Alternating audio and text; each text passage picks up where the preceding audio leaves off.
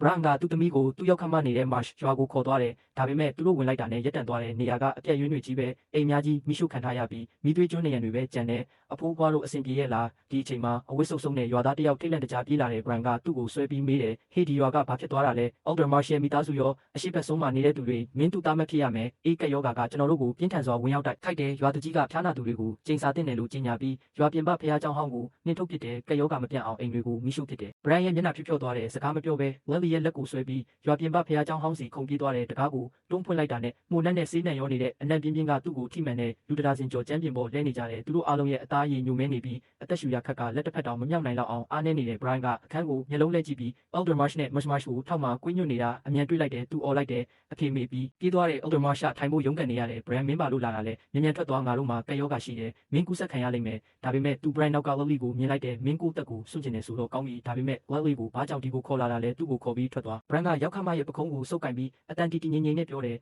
်အဖေစိတ်မပူပါနဲ့ Lily ဖျားမှာမဟုတ်ဘူး Whitefall ရွာကနတ်ဖျားရဲ့အကာအကွယ်အောက်မှာရှိတယ်ကက်ယောဂါကကျွန်တော်တို့ကိုမထိနိုင်ဘူးအနီးနားကဖျားနာသူအများပြားကြားလိုက်ကြတယ်နတ်ဖျား Brian မင်းအဖျားတက်ပြီးစိတ်ရှုပ်သွားတာလား Elder Marsh မင်းသားမတ်အုံနောက်ပြတ်သွားပြီးနတ်ဖျားရဲ့အကာအကွယ်ဒီကက်ယောဂါကလူအများကြီးကိုတက်ပစ်တယ်ဒီလောက်လွယ်လွယ်မရက်တတ်နိုင်ဘူးအတန်တွေမငြိမ်သေးခင်မှာပဲလူတစုကတကားကိုတွန်းဖွင့်ဝင်လာတယ်သူတို့ဥဆောင်သူက Harlan Marsh ရွာရဲ့မျိုးနွယ်စုကောင်းဆောင်ပဲ Brian မင်းဒီမှာဘာလုပ်နေတာလဲ Whitefall ရဲ့ကန်ဆိုးမှုကိုဒီကိုမယူခဲ့နဲ့ဟာဒါဆိုရင် Marsh ရွာကသူ့လူတွေကိုဒီလိုဆက်ဆံတာလားဖျားနာသူတွေကိုဖျားเจ้าကိုပစ်ချပြီးတေးဖို့ထားခဲ့တယ်သူတို့အိမ်တွေကိုမိရှို့ပြီးကက်ယောဂါကိုရက်တန့်တယ်လို့ခေါ်တယ်ငါပြောမယ်နတ်ဖျားတစ်ပါး Whitefall ရွာပေါ်ဆင်းသက်လာပြီးအဲ့ဒီကက်ယောဂါကိုကုသပြီးသွားပြီးငါရောက်ခမနဲ့ဒီလူတွေကို Whitefall ကိုကုသဖို့ခေါ်သွားမယ် Harlan ရဲ့နဖူးကတွန့်သွားတယ်သူ့စိတ်ထဲမှာလွန်ခဲ့တဲ့ညကဖြစ်ရက်ကိုပြန်မြင်မိတယ် Whitefall ရွာရဲ့ဥတီချက်ကနေမိုင်ပေါင်း30လောက်ကွာအနောက်ဘက်မှာရွှေရောင်လင်းတဲ့တစ်ခုကောင်းကင်စီကိုတန်းထိုးနေတာထူးဆန်းတဲ့မြင်ကွင်းပဲသူတောင်ပြီးလို့ထင်ခဲ့ပေမဲ့အခုနတ်ဖျားတစ်ပါးတကယ်ရှိနိုင်မလားဒါပေမဲ့ Brian ရဲ့ပကတိယုံကြည်မှုကိုကြည့်ရင်တန်တရားကသူ့ကိုစနစ်ဆက်နေတော့မဲ့သူပြန်ရင်းဖို့လုပ်နေတော့မှ Brian ကပကြီးကားတစ်ချက်ထုတ်လိုက်တယ်ကြည့်ပါဒါက Whitefall ကိုကယ်တင်ခဲ့တဲ့တန်ရှင်းသခင်ကိုတော်တိုင်ပဲသူ့တကူကအကျွမ်းမဲ့ဖြစ်ပြီး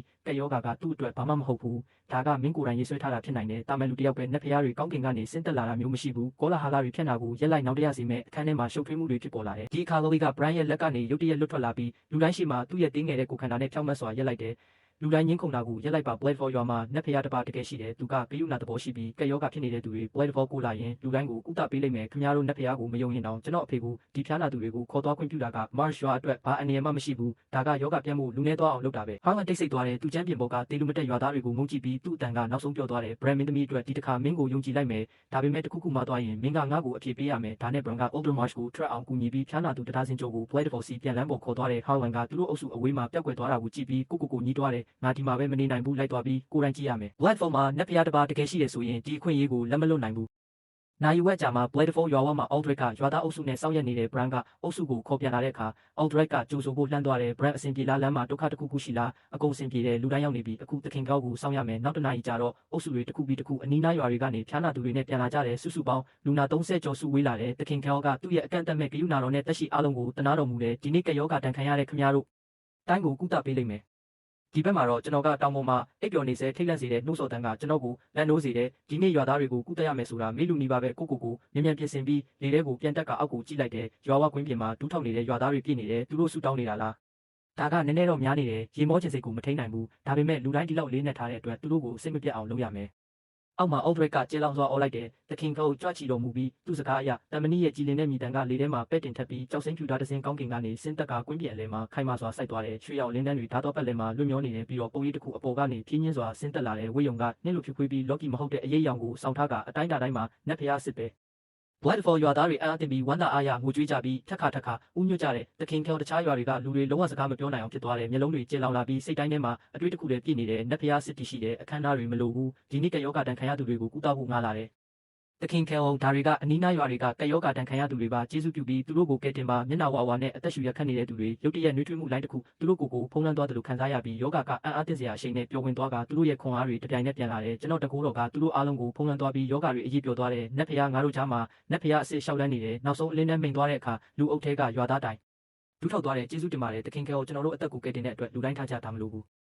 းဒီအချိန်မှာ Aldrich ကမြန်မြန်ရှိတိုးလာတယ်သခင်ကောက်ကျွန်တော်တခုဝန်ခံပြီးခွင့်လွှတ်တော်မူပါမနေ့ကကျွန်တော်ကိုယ်တိုင်ဆုံးဖြတ်ပြီးခမ ्या ရဲ့ပုံတူပကြီးကားတွေရေးဆွဲကရွာသားတွေကိုတဲဆောင်ပြီးပတ်ဝန်းကျင်ဒေသတွေမှာခမ ्या ရဲ့ကောင်းမှုတွေကိုဖြန့်ဖို့စေလုပ်ခဲ့တယ်ကျွန်တော်ရဲ့ထင်ကြီးကိုခွင့်လွှတ်တော်မူပါလို့မျှော်လင့်ပါတယ်ဒါကိုကြားတော့ကျွန်တော်စိတ်ထဲမှာတခုခုတက်လာတယ်ဒါကကျွန်တော်လိုချင်တာအတိအကျပဲနာမည်ဖြတ်တာကကျွန်တော်အစီအစဉ်အတွက်အပြည့်အဝအဆင်ပြေတယ်ဒါပေမဲ့နာကိုတော့အေးထားတဲ့ကိစ္စမရှိဘူးမင်းရဲ့ရည်ရွယ်ချက်ကအသက်တွေကိုကယ်ဖို့ပဲငါမင်းကိုအပြစ်မတင်ဘူး Aldrich ကမျက်နှာတက်တာသွားတယ် သခင်ခဲကိုကျေးဇူးပြုပြီးမရွာကိုပါအကာအကွယ်ပေးပါကျွန်တော်တို့ခမရဲ့ဂုံပြူဖျားကျောင်းဆောက်ပြီးပူဇော်တက္ကရာတွေစက္ကက်ချင်ပါတယ်ကျိုးနွန်စွာတောင်းပန်ပါတယ်ခမရဲ့ကောင်းချီးကိုတောင်းခံပါတယ်ဟောက်ဝန်ကရှေ့တိုးလာတယ် Goldrick မင်းတီကိုဘယ်လိုရောက်လာတာလဲငါဝေးမနေနိုင်ဘူးတိတ်လိုက်လာပြီးအံ့အားသင့်စရာပဲသခင်ခဲကိုတကယ်တွေ့ဆုံခဲ့တယ် Goldrick ကသူ့ကိုတစ်ချက်ကြည့်လိုက်တယ်စိတ်ထဲမှာစိတ်အနှောက်အယှက်တစ်ခုရှိပေမဲ့ဒါကပြောဖို့အချိန်မဟုတ်ဘူးသူလွတ်လိုက်တယ်မင်းရဲ့တစ္ဆာဆောင်သိမှုကိုကောင်းစွာလက်ခံတယ်ဒါပေမဲ့ဖះเจ้าကမလိုအပ်ဘူးမင်းတို့တက်နိုင်တာကိုပဲလုပ်ပါလူတွေကိုဝင်မထားနဲ့သခင်ကုံစိတ်ချပါကျွန်တော်တို့ခမရဲ့စကားကိုဂုံပြူပြီးလူတွေပေါ်ဝင်မထားရှိပါဘူးကျွန်တော်ကောင်းမြည်ပြီးစနစ်ပေါင်ကိုဖွင့်လိုက်တယ်ကစားသမားကောက်သည်မြင်းတစိမ့်နဲ့ကြက်တစိမ့်ကိုဖွင့်ထားပြီးနောက်တစိမ့်တို့တိုးရန်86ရှိသည်ကျွန်တော်စိတ်အေးအေးနဲ့ကျင်းနှံ့မှုကိုခံစားရတယ်ရွာသားတွေအိမ်ပြန်ပြီးဒီနေ့အကြောင်းဖြန့်တာနဲ့တိုးတက်မှုကပြည့်သွားတဲ့ကျန်တဲ့မိကုန်းကနောက်တစိမ့်ဘဲဟာကိုရွေးရမလဲဆိုတာပဲနောက်နေ့မနက် Bladeford ရွာရဲ့လမ်းသွယ်လေးတစ်ခုမှာရိုးရိုးအတူမြအစားနဲ့အဖိုးကိုတယောက်ပေါ်လာတယ်အဲ့ဒါကျွန်တော်ပဲမြောက်တစိမ့်ကိုတုံးပြီးအသွင်ပြောင်းထားတာဟုတ်တယ်မင်းညကတိုးတက်မှုကတရားပြည့်သွားပြီးကျွန်တော်မြောက်တစိမ့်ကိုရွေးလိုက်တယ်ဒါကလူတွေနဲ့အရာဝတ္ထုတွေကိုတရိတ်ဆန်တွေဖြစ်ပြောင်းလဲရုံတင်မကကျွန်တော်ကိုတခြားသူတယောက်လိုအတိအကျဖြစ်အောင်လဲလုပ်ပေးနိုင်တယ်